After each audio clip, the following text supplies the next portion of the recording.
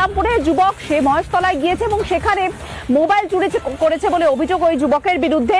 Mobile চুরির সন্দেহে ঝুলিয়ে তাকে মারধর করা হচ্ছে। নাবালককে উল্টো করে ঝুলিয়ে মারধরের অভিযোগ উঠে আসছে। বৈদ্যুতিকও শক দেওয়ার অভিযোগ। সোশ্যাল মিডিয়ায় ভাইরাল অত্যাচারের ভিডিও। খোঁজ এখনো পর্যন্ত পাওয়া যায়নি ইসলামপুরের নাবালকের। রবীন্দ্রনগর থানায় অভিযোগ দায়ের করা হয়েছে পরিবারের পক্ষ থেকে। ইসলামপুরে নাবালকের বাড়িতে পুলিশ নাবালককে কলকাতায় নিয়ে আসে প্রতিবেশী যুবক। প্রতিবেশী শাহেনশার বিরুদ্ধে মারধরের অভিযোগ। ও কোথায় গেছিল? ও কলকাতায় গিয়েছিল। কি কাজ করতে? মানে এই যে ওয়াকের কাজ করতে। কত বয়স আপনার ছেলের? ও 14 বছর। 14 বছর বয়স। হ্যাঁ। ও তারপরে মারধর করা হলো? মারধর 3 দিন থেকে মারধর করছে।